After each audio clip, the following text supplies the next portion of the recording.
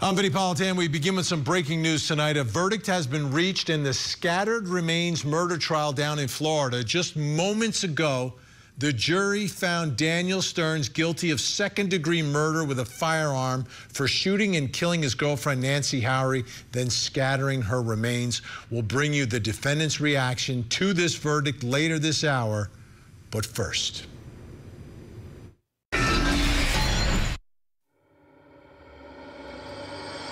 In May of 2021, 4-year-old Cash Gernon was abducted from his crib while sleeping next to his twin brother.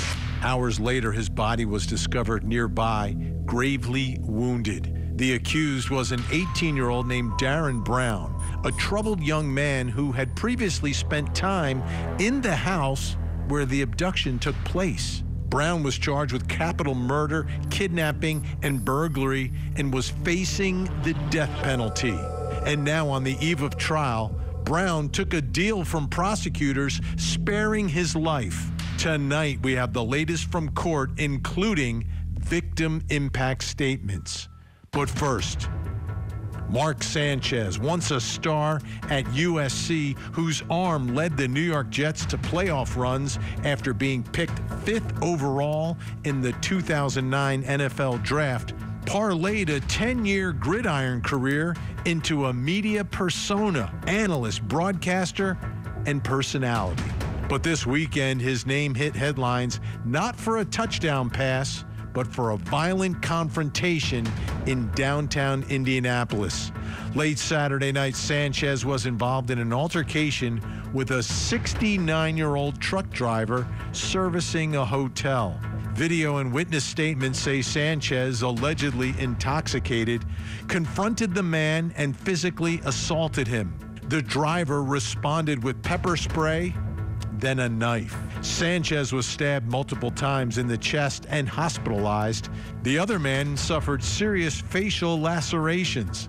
Sanchez was discharged from the hospital and then arrested.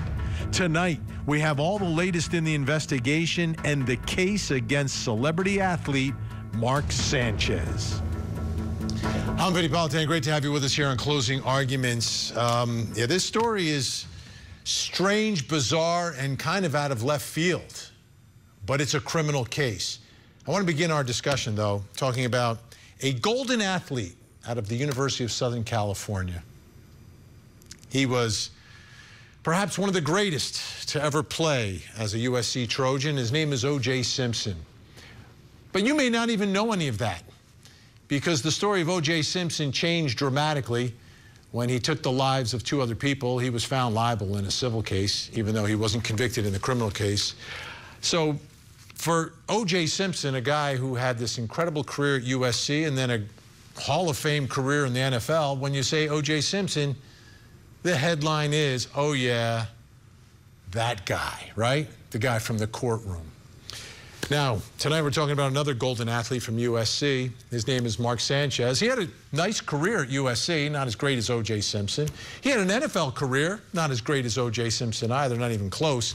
But he was a star. And, you know, when he came out of college, he had the good looks, and he was drafted by the New York Jets, first rounder, and the world was handed to him, literally handed to him. He made $65 million in the NFL for having a career. But he made $65 million. That's a lot of money to make in your 20s. Then after that, because he was the good-looking golden boy, he then had a career in television. But now, I believe he's going to be remembered for something else. And I've got to warn you, I'm going to show you what he will be remembered for. I'm going to show you a picture of the man who claims that he was beaten up by Mark Sanchez, attacked by Mark Sanchez, a 69-year-old victim. That's him in the hospital. So regardless of how many games you won at USC, how many games you won in the NFL, or how many fumbles you had in the NFL, for this guy, this is what he's going to be remembered for at this point. That's what I believe. Let's take a listen to the Marion County prosecutor in Indiana describing some of the charges now facing Mark Sanchez. For those of you who are certainly familiar with how the criminal justice system works here in Indianapolis, on Saturday we were presented and submitted a probable cause affidavit from IMPD that kind of contained an initial outline of the allegations that occurred early Friday night, early Saturday morning involving the defendant Mark Sanchez. An initial probable cause affidavit was filed and we made a preliminary charging determination based on that information. As is always the case, Chief and his team continued to work on this matter, continued to track down additional details for us and really supplemented that probable cause affidavit. I cannot say enough good things about the work that took place at IMPD. There was a ton of information to sift through and gather. Did an excellent job of acquiring that information. And as a consequence of that effort, we received an amended or an additional probable cause affidavit this morning. Again, this is something that happens in virtually every case here in Marion County. And with that additional information, we have added more serious charges against Mr. Sanchez. At this point in time, we have filed a felony charge, a level 5 felony of battery involving serious bodily injury, which contains a penalty of 1 to 6 years. One of the things that I want to stress to everybody is that we are still in the early stages of this investigation. Chief and his team have a number of search warrants that are still outstanding. They're still tracking down additional information.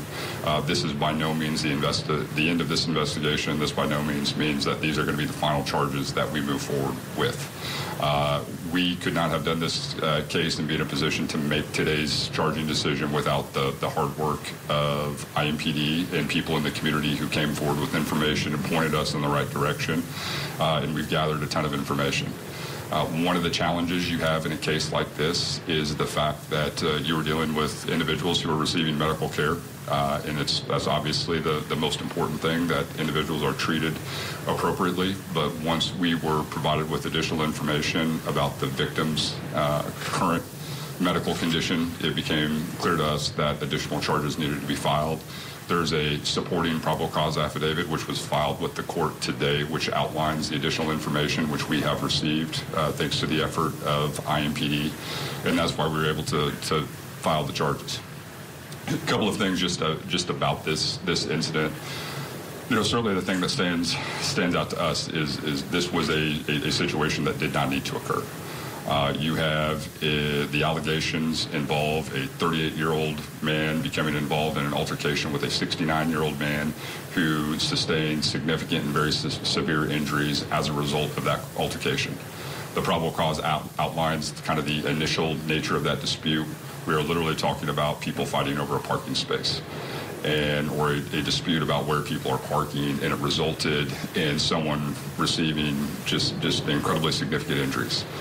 Where this incident took place was an area of the city which was very well covered by surveillance footage. There are multiple angles of surveillance footage which capture the events that occurred. And in addition, we had a number of civilian witnesses who came forward with provided information about what took place. For us, though, we need additional information, and Chief's team is working on that. And once we receive that additional information, additional charges might be appropriate to file. In a case like this, one of the things that you are considering is where people are coming from, where were people going, what were they doing, and then once individuals receive medical care, we're obviously very interested in what those medical records look like, because they can a lot of times give us greater insight into what was going on that day and potentially provide some information into an individual's state of mind. Okay, now the prosecutor mentioned this probable cause affidavit, more details in there. Let's dive into those so you understand what prosecutors are saying happened here. There was some video, as he mentioned, from the Indianapolis Marriott downtown. Video from the Marriott showed a male, believed to be Sanchez, jogging northbound in the alley from the direction of Maryland Street. Mr. Sanchez runs towards a large box truck that is backed into the loading dock at the Westin Hotel and goes behind the truck and then reappears still heading northbound. Why is he jogging at midnight? Mr. Sanchez then heads to W. Washington Street and is out of view for a little while. Mr. Sanchez then reappears heading southbound and approaches the delivery truck again and goes behind it before reappearing and approaching the driver's door. This is bizarre. I mean, the guy in his truck is just trying to work. You know, midnight on a Saturday. And this guy's jogging down the alley. More from the affidavit. This is the statement from the victim. PT, who's the victim, said Mr. Sanchez opened the driver's door and PT exited the truck. Mr. Sanchez told PT that he could not be there at the loading dock and that he, Mr. Sanchez, had spoken to the manager of the hotel. PT did not have his hearing aids in, so he had to lean in close to hear him. When he leaned in, he stated that Mr. Sanchez smelled of alcohol and his speech was slurred. Mr. Sanchez then climbed up into the cab of the truck and leaned over the driver's seat and looked in towards the middle area between the seats. PT told Mr. Sanchez that he was not allowed inside the truck. Mr. Sanchez kept repeating that he had spoken to the manager and they didn't want PT to replace the fryer oil. This poor man, 69 years old, is replacing fryer oil at midnight on a Saturday. And here comes Sanchez telling him he can't do it.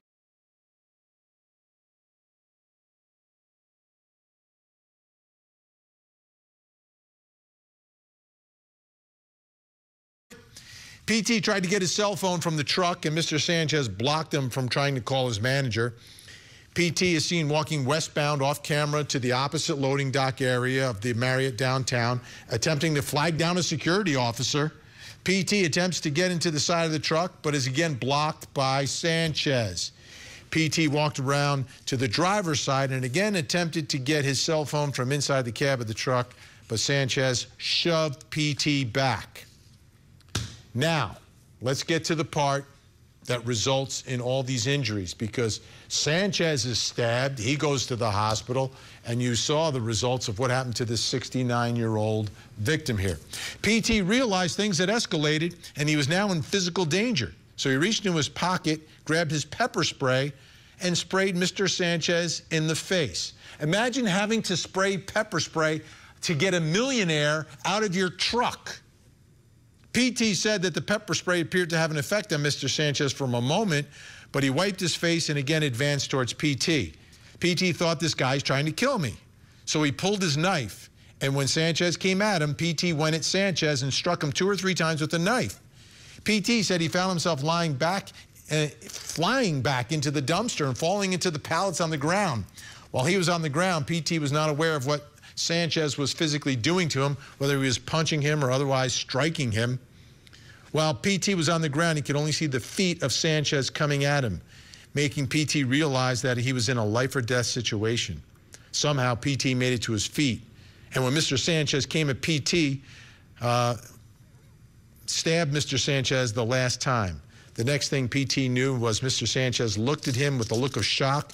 He slowly turned around and took off northbound in the alley. What's going on here? What is going on here? Let's bring in our think tank. Joining us tonight, criminal defense attorney, former prosecutor Al Wunsch III, apparently also a Sanchez fan. Criminal defense attorney Darnell Crossland is with us, and family law attorney Jennifer Brandt. All right, Al, before we get into the legal analysis, we'll get to all that in a minute. Yes. What is going on here? This is Mark Sanchez, earns $65 million, has a network job, and is picking a fight and going after a guy trying to replace fryer oil, a 69-year-old man at midnight? It's a horrible situation, and it's a very, very depressing. I was at the Jet game yesterday. I'm a Jet season ticket holder, 40 years a Jet ticket season holder, and I accept your condolences.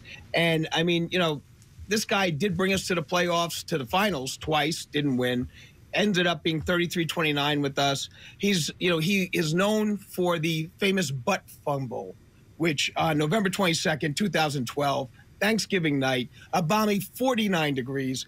I'm at the game, me and 79,000 of my friends. They're playing the Pats. He comes back. He hits the offensive lineman next to him, Brandon Moore. The ball goes down. The Patriots pick it up and run for a touchdown. In that quarter, the Patriots scored 3 touchdowns in 52 seconds. So he's not a great, you know, the Jets are not loving this guy.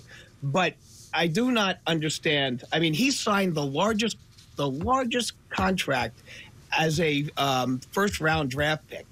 $50 million, 5-year contract, of which $28 million was guaranteed. So for him to be doing something like this is just insane. And I mean, the butt fumble was probably one of his biggest screw-ups in NFL, and probably one of the biggest screw-ups in NFL history. This is now going to be his legacy. This is his legacy. This is it. Darnell, I want to show you the alleyway from Google Maps of where this is taking place. This guy's running down an alleyway at midnight. What is going on here? Well, if we're ever wondering if Al was a loser or not, we know for sure he is, with that shirt and with that season ticket. so that makes it clear. But in terms of what's happening here, we want to over-sensationalize this because of who this man is. But the bottom line is he was drunk. It appears that all the evidence shows that he was inebriated. And when he woke up in the morning, he probably was thinking to himself, what the heck did I do? No different from, what you find on Bourbon Street or any of these places where people are drinking heavily. He's talking about fryer oil, etc. And so he's lucky he's alive. I mean, he could have easily died from any of those stab wounds, and this show would be a different show tonight. So again, what's important, is that, he was drinking, he was out of his mind. His defense is probably going to have to raise that as an issue. He's facing 1 to 6, which means there's a mandatory minimum of 1 year. And so we'll see where it goes. Jennifer? What? Well, no matter what Al, I don't understand this behavior. Al thinks about the Jets, it doesn't matter what Al thinks about the Jets and wearing his jersey and all of that. I mean, Mark Sanchez hasn't played in a while, and I think I agree with Darnell. He seemed like he was inebriated. That's the report. That's what the driver testified or, is saying. And it appears from his actions that something was definitely up for him. But he did get stabbed. I mean, and this is a serious case because, as Darnell pointed out, he could have died, and he's lucky to be alive. Why he was going to pick on someone who was, just doing a job, and I don't know. As the prosecutor said, or they said that, or the investigator said that it was about a parking space, but it appeared that Mark Sanchez didn't even have a car. He was just running down the street. Who knows what he was doing, but he was definitely not doing anything very smart at that time of night, and got himself into some serious trouble as a result. Al, look like you're about to say something. Yes, I am. First of all, defense of the fact. I mean, Darnell, he's a fan of ice capades. So, he's wearing that outfit right now. That's what most boy skaters wear. So, I'm a Jet fan. What's wrong with that? Okay. I'm upset. I'm incensed by what this man did. But I'm telling you right now, if I was his attorney, I'd be filing charges against the other guy. First thing I would do. All right, let's do this. Ready? I'll go probable cause hearing and say I was stabbed. I got into an argument with this guy, and he pulled the knife first. That's why I defended myself. So, I mean, the situation is going to be that Mark Sanchez's attorney is going to start turning this around, and then the state's going to have to try to figure out who they're going to defend or who they're going to move forward with. And that is where the move is going to be. All right, so let's do this. Yeah, but Go ahead, Jen. Vinnie, let me just jump in. The victim here, he had, if you saw the pictures, I mean, he had some serious injuries himself. He wasn't stabbed, but it looked like part of his cheek was sort of missing, or he had been hit or punctured in his cheek somehow. So he looks like he's in pretty bad condition as well. I agree. I mean, it's hard to say who did what, but I mean, Mark Sanchez was stabbed, but this guy looks like he's in pretty bad shape. So he was beat up. You pull a knife on me, I'm going to hit you pretty hard too. You pull a knife on me, I'm going to hit you first. Yeah, but this guy is saying that that Mark Sanchez, and they'll have camera footage that'll be able to prove that. That's a huge part of this, is that there's surveillance video, we believe, of everything, including the altercation. Prosecutors are saying the victim's version is consistent with that, but that's what prosecutors are going to say. Let's do this. Why don't we keep our think tank with us? When we come back, full legal analysis of this case. We'll dive into the defense that Al was talking about. We'll talk about the civil case that's been filed against Mark Sanchez already, plus coming up next hour. Tonight on Vinnie Politan Investigates, a Connecticut woman accused of locking her stepson in a tiny room for nearly 20 years until a desperate fire exposed the truth. What really happened inside that Waterbury home of secrets and flames? Tonight, we investigate. Join Court TV's Vinnie Politan with the latest and breaking true crime stories. Now, let's look at the other side of all of that. Vinnie Politan Investigates. Tonight, 9/8 Central, only on Court TV. A wife accused of murdering her prominent attorney husband, and the defense involves blaming her own sons? Victim to Verdict with Ted Rollins. New episode Saturday night, 8 Eastern and Pacific. Only on Court TV.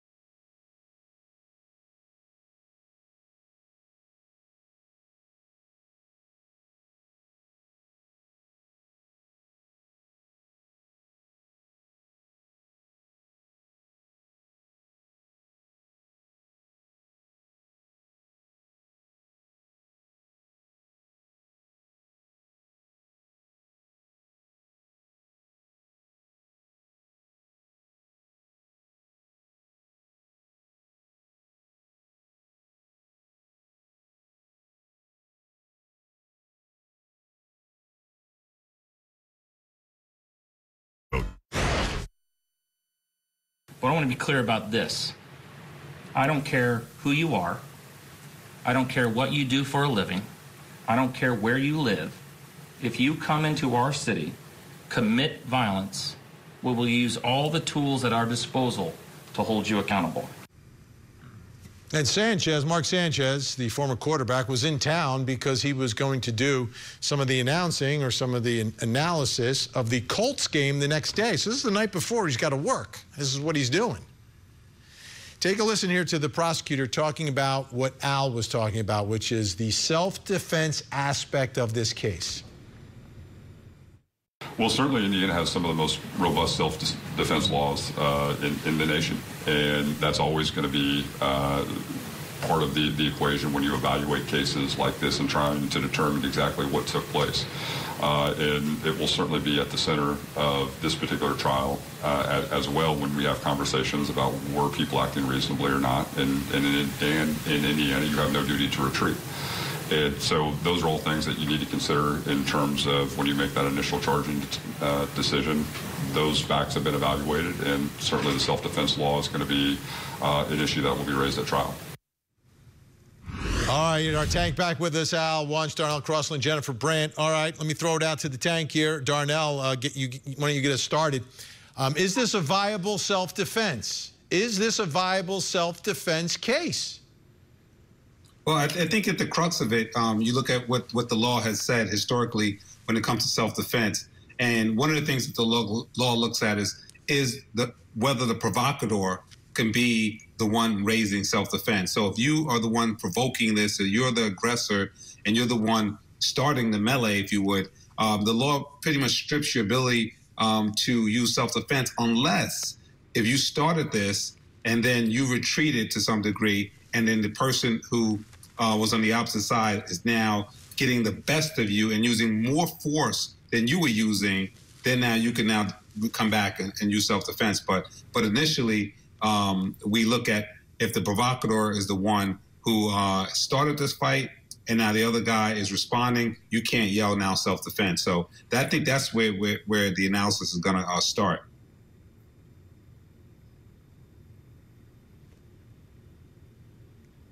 I agree with that, Vinny. I think that's right, and I think that's why they're bringing the charges against Mark Sanchez that they are, because, I mean, from what we hear and what we know so far, I mean, he was the one that got into the truck to begin with, and the driver, he was just doing his job. I mean, he wasn't out there jogging in the alleyway or in the street, and it doesn't seem like he approached Mark in any way. It was sort of the reverse. And he wouldn't get out of the truck either. So it seems like, how could he now claim that it was self-defense on his part? I think that's why they're bringing the charges that they are. We've heard one person's version of what happened. We didn't hear Mark Sanchez's version of what happened. And another defense that I think could possibly come up is that the guy's got the vehicle there, is making a lot of noise. Mark Sanchez is trying to sleep, okay, because he's got a big day tomorrow, and maybe he had to take some Ambien to try to sleep, and then maybe some alcohol with that, and then this might be an Ambien. You're making up a story now. I mean, that doesn't even. There's no reporting of that. I mean, what was the out? You're making up a story. No, you're making up a story based on one person's. You're making up a story based on one person's version. You have already convicted this man of the charges. No. You have not heard all no, the we facts. haven't. Okay? You and the athletic reporter over there have not heard all of the facts. Okay? So when you've got a situation you're making up things now that he's taking Ambien and he's smoking in the alley because he couldn't We're talking about potential defenses in this case. I mean, maybe you didn't hear the topic. That's the topic. And that's what I would be going forward as a defense attorney, which would be my job. Vinny, I think the only thing that Al is missing is that it's not a defense to say that he was using alcohol or Ambien and that sort of messed with his mental space. It's just a mitigator to say, in terms of an element, he may say that he was unable to form the intent because he was on the alcohol. But Jennifer and I think we're spot on that the idea here is that you can't start stuff and then claim self-defense unless the person switched it back and became the Mike Tyson of the fight. So that's it. If Al was looking towards intoxicated or not, that only goes to whether he can form an intent. But this is not one of those type of crimes that we have to look for specific intent. All right, let me ask you guys this. Eric May is the civil attorney for the victim in this case. Right there. Let's take a listen. He has been released. He's back at home with his wife and just recovering at this point. I mean, obviously, there's going to be a lot of medical care that he's going to continue to receive in the coming days and weeks and months. I think the picture that's circulating right now of him in the hospital bed really depicts the degree and the severity of his injuries. It's just a heck of a thing. So he's recovering. His speech has been greatly affected by this with the injuries to his mouth, jaw, and face. So he's very early on in the process of recovering, but we're hopeful. All right, what impact, if any, does the civil case have with the criminal case? The criminal case with the civil case here. Al. Huge. Huge. It takes away his credibility. This man's so hurt, he called a lawyer. He had trouble talking, but he got a lawyer there. What does that tell you? It's a profit motive. If I had a situation like this, I wouldn't even be talking about a civil case until the criminal case was over. Statute of limitations would give him plenty of time. The fact that he called a lawyer before anything else, gets out of the hospital and he's on the phone, hello, 1-800-LAWYERS, and is getting a civil case going, it destroys his credibility. I don't think any civil attorney will raise that issue before a jury because it won't be appreciated. I see what Al was talking about, but again, that's just backroom talk that, it's a cash grab because he called a lawyer. This is not a cash grab. This is not like, one of those people in the Diddy case and, all those Busby clients that just come out of the woodwork saying I was sexually assaulted. This guy is beat up. He's having speech issues. And of course you're going to call an attorney because you need to protect your civil rights as well. So we can talk about it, but I don't think anybody will present that to a jury and say, this guy beat his face up on the ground because he was looking for money. He was clearly attacked. Jennifer, what do you think about the civil case here? I mean, I agree with Darnell. I do think, it's troubling when we hear about the civil case coming up right away. So I hear Al's point.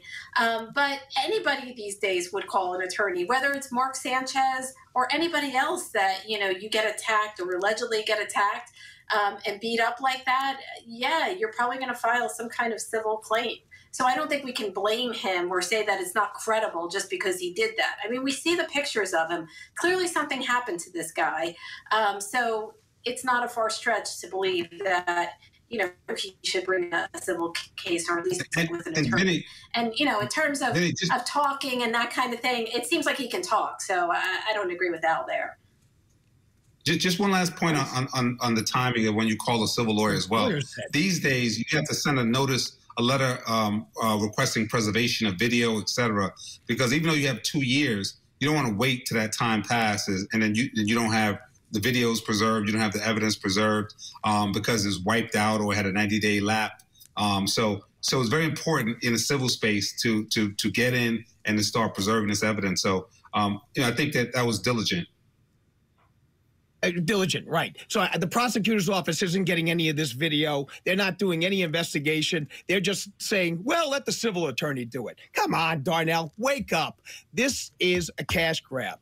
The fact that this guy didn't even call a criminal attorney saying maybe there's going to be a self-defense issue against me. He calls a civil attorney? Come on. You know what? That takes away his credibility whatsoever. If I had a jury, he was clearly beat up. I'm talking about in the criminal case. Excuse me. If I'm talking about it in the criminal case, I would be destroying that guy based on the fact. So the first thing you did when you got out of the hospital was what? I called the lawyer. Oh, really? Isn't that interesting? So, that the time frame with regards to any type of notices for civil rights, who's he's going to sue? The city? Come on, stop that. There's no tort claims notice on this type of a defense or this type of a personal injury case. Anyone know what the case would be worth? Sanchez has millions and millions of dollars, 69 years old, gets pummeled. We see the results of all of this. Put a number on it, Darnell. One of the things you look at the person's age and earning potential. So he's pretty old. So that would limit some of it. However, the good thing we remember here is if you die, the case is worth less. If you're alive and you have lifetime injuries, then the case is high. I will put on this case as a good settlement based on the injuries and the attacks and his wealth, $20 million. 20. Oh, please. Jennifer. I would say 10. 10. Al, where are you on this one? They'll settle it for 1.5, okay, because we don't know what the extent of his injuries are. So it's too early to really tell, but I'm going to go 1.5. And what would be justice here if this story is true, right? And it seems like everything is lining up that way, but obviously there could be a trial. What's justice here? Does Sanchez get prison or jail time for this? It's a first offense. I want to say no. He had a prior situation when he was in college, but they was exonerated from that. So he's got no other criminal offenses. I don't think he'll necessarily do jail time on it. But I mean, the worst thing is going to happen. He's going to lose his contract with Fox. Oh yeah. So from that standpoint, he's already been inflicted a great amount of a penalty. But you know what? If he did do this, if he did this to this man, he deserves to be in prison. I'm not going to say that that's not the situation. Well, or he may need, if he did it, he may need some help. I mean, he may need some help. If he has an alcohol problem, then maybe he needs. I think there's got to be a problem. This is he's got it. You know, he works once a week, and the night before he's out doing this. It's to me, it's unreal. All right, think tank staying with us. Democrat, he'll keep his job at Fox. You don't think he's done? When we come back, another child killer gets a plea deal. This is like a pattern here on Court TV. Every child killer coming up to trial gets a deal. We'll talk about it next.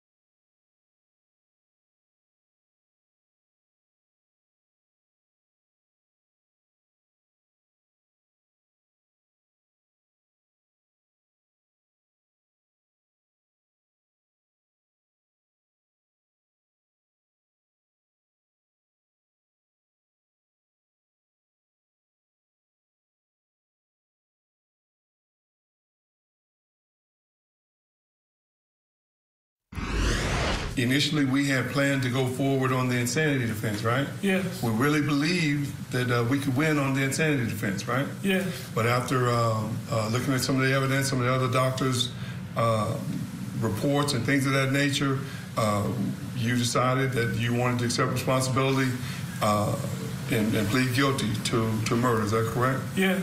And you understand we could still go to trial, right? Yes. But that's not what you want to do. That's not what I want to do. You know, there's a temptation to have incredible, to feel bad for this guy, Darren Brown, in the courtroom there. The problem is he murdered a little boy. And the moment that that little boy, Cash Gernon, was taken from his crib, it was all captured on video.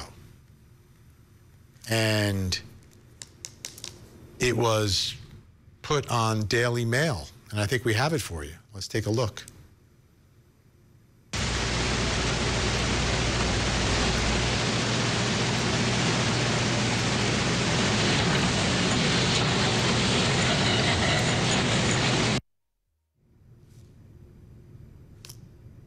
That's what he did. He took the child. The child, Cash Gernon, was laying down next to his twin brother.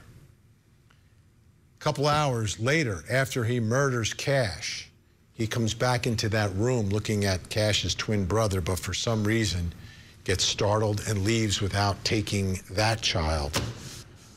Unbelievable. Today, he got a deal, though. It was a death penalty case. He got life. You saw what he looked like inside of the courtroom.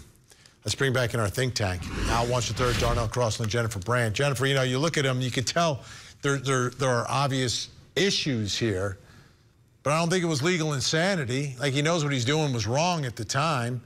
Now, I don't know where he is mentally or why he is the way he is, but obviously dangerous. He murdered this little boy. He attempted to grab another little girl like 2 months before that. We're now 4 years later.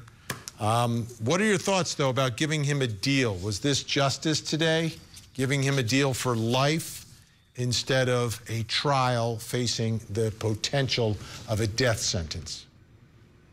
You know, there's never going to be justice for this child. I mean, innocent child taken from his bed. I mean, what a nightmare, both for the child, his brother, his father, his family. But I think the father had said that, you know, at first he wanted, you know, in the victim impact statement, he said that he wanted to pursue the death penalty, wanted the court to pursue the death penalty, but actually then thought about it and said, you know, he would rather see him suffer in jail for life. So I guess if there's any justice to be had here, maybe this is the right outcome. You know, if this is what sort of the family wants, then maybe it is the right outcome. But how can there ever be justice for when you have a crime like this? It's just horrific. Yeah, we've got a little string here, Darnell, of death penalty cases resulting in plea deals. I get it on one hand, but I don't get it on the other. What are your thoughts here? Well, you know, I hate to admit, but I think about when I hear these cases because I know he's strong.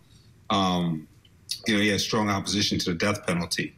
As a Republican, I don't have that same feeling. However, I have to look at these cases as individual cases. And so if the idea here is to keep the city safe and keep the people safe, then life in jail, real life, without the possibility of parole, natural life, will keep the community safe. And if the father feels like this is some retribution because now he has to live with what he did as opposed to taking the easy way out via death, then that's what the victims are requesting. I would add that the Eighth Amendment prohibits cruel and unusual punishment. And the string of cases that we've seen basically say that if the person is so mentally retarded that they can't appreciate the death penalty, then that will be cruel and unusual. And they go on and give a lot of other verbiage about this. When you look at this guy talking in court and his lawyers getting him to respond to the canvas, he clearly has some mental issues. And I don't know if he would have appreciated the death penalty. So I do think that probably was the appropriate legal space to be in instead of spending all this money on death penalty for someone who can't appreciate it and, again, might be an Eighth Amendment violation subject to all sorts of appeals. So to get closure, I think this is appropriate legal remedy. Al, before we hear from you, I want to take a listen to this statement that Cash's father, Trevor Gerson, gave. It is with great sorrow that I stand before this honorable court today, prepared to address the monster that has single-handedly altered the course of so many lives. My name is Trevor Gernon, the father of Cash Gernon and the victim of your heinous, cowardly act. What I hope to achieve by making this statement is twofold. First, that you will recognize my son, Cash Gernon, as a person, a human being, loved, valued, innocent, and not an item to be discarded. Second, I want to brand your memory with the name of my son, Cash Gernon, so you never forget he gave his life to ensure that you will never again have the opportunity to victimize another innocent member of society. What I'm forced to do today, no parent should have to do, but you defiled the sanctity of our family. And as a father, I'm obligated to advocate for my son, Cash Gernon, so I stand prepared to be his voice and zealously defend his memory. My son, Cash Gernon, was the apple of my eye. He was my legacy, the continuation of the Gernon line, which you have shattered. Your cowardly act has reduced me to a fraction of my former self, and all that remains is a hollow shell of a man fueled by the guilt of failing to protect my child. This statement is my son's defense and should be communicated a clear message. As a father, I would have given my life defending his. And from this day forward, my life will be spent carrying his memory in a way that will impact the lives of others. Initially, I was in favor of the death penalty, but my son's death wasn't painless or humane. You made sure of that, so now I'm opposed to you having the option to leave this world without first living out the days that you stole from my son, Cash. Al? Well, Vin, I just want to address one thing because I'm getting some feedback. I am not wearing, Mark Sanchez's jersey. I'm wearing number 42, which is the one that Englewood's own Bruce Harper wore, and now Don Bosco's own Tom Hennessy wore. So I just want that to be clarified. People keep thinking I was wearing that Mark Sanchez's jersey. Not the situation. This is such a horrible, horrible situation. And I Darnell using the R word, I haven't heard that in quite some time. But this individual that is the defendant in this case is obviously special needs. He obviously was almost like Forrest Gump up there. And I don't know how you could put that person to death. I think life in prison without the possibility of parole is the right move in this. I think that the family understood that this is a situation where this boy is deeply disturbed. Not enough that he could use it as a defense, but certainly enough to be able to take the death penalty off the table. My heart breaks to hear what the father's words were, and that he had someone else read them, because I'm sure he would not have been able to read them himself.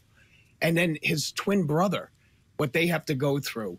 It's a horrendous situation. But to put them through a death penalty and then all of those appeals and everything down the line just keeps going back and forth and back and forth. Case is over. This individual, he is a monster, but he's never going to be out again. And that's the right decision in this case. Yeah. All right. Big thanks. Al Wunsch, Darnell Crossland, Jennifer Brandt. Great job as always. Appreciate it. When we come back, I will reveal something else you absolutely need to know tonight. Plus, coming up next hour. Tonight on Vinnie Politan Investigates, prosecutors call it torture. The defense calls it survival. Did Kimberly Sullivan imprison her stepson out of cruelty or out of fear? Tonight, we investigate. Join Court TV's Vinnie Politan with the latest and breaking true crime stories. Now, let's look at the other side of all of that. Vinnie Politan Investigates. Tonight, 9/8 Central, only on Court TV.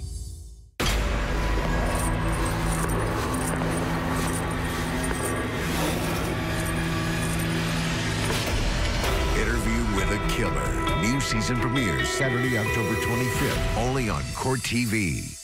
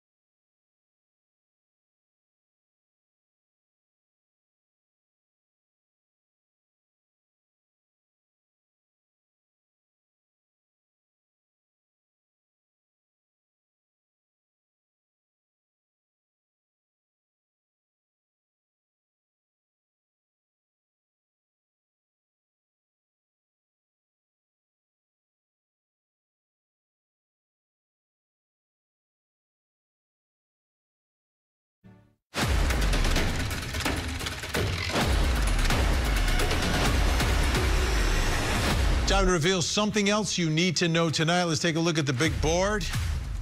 The verdict is in for Daniel Stearns, accused of murdering Nancy Howery, shooting her and scattering her remains. Here's the dramatic moment. We, the jury, find as follows as to count one of the charge. The defendant, Daniel Warren Stearns, is guilty of second-degree murder with a firearm. So say we all this 6th day of October 2025 in Brevard County, Florida, signed for person.